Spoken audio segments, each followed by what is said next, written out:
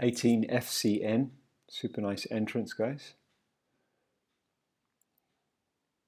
And then on the block move, just the very first one, Matthew and Otto, you guys come through to here. That's good. And just kind of stop a little bit, Matthew. You're Otto, it's good. You keep going. See, Matthew, how you stopped? Just keep coming around, and that'll deliver that grip to you a little easier. Like the randoms, just a question. Did you have a look at the other C? So it would be F, Nadja out, and then Yora in there. So it would be Yora, Nadja out facing, Otto in facing. Can you imagine that C? So you guys would be switched around now. Nadja out, Otto in, and then the N you wouldn't have to rotate. It would kind of be right there. I just wondered if you had a look at it.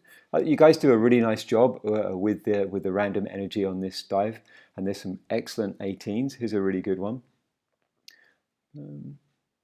Come through, keep the rotation going to there. And remember the other sessions you did, the halfway drills, just in case you guys do them again sometime, because you maybe you feel like you want to improve the 18s, get a little bit better on the closes, which I think could do with some work.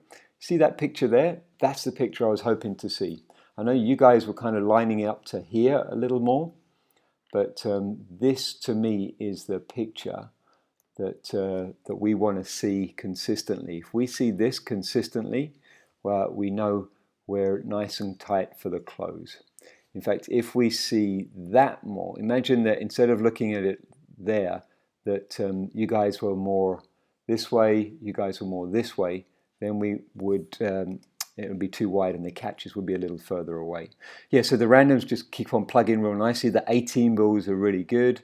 Most of the 18s are good. There's a couple of 18s where I think like there where Otto you could just keep rotating a little bit more like Matthew did kind of on the entrance one.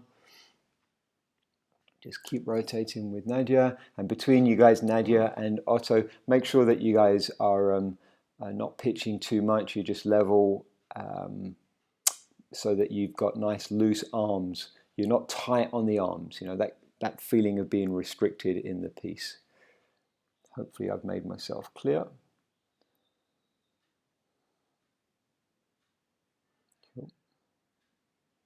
Yeah, it's a little like this one goes a little too far. You see that? I would say that Otto, Matthew, let's see how far you guys go through. Oh, that's good, Matthew. I think Otto's gone a little too far, and so we end up with a shallower finish on that.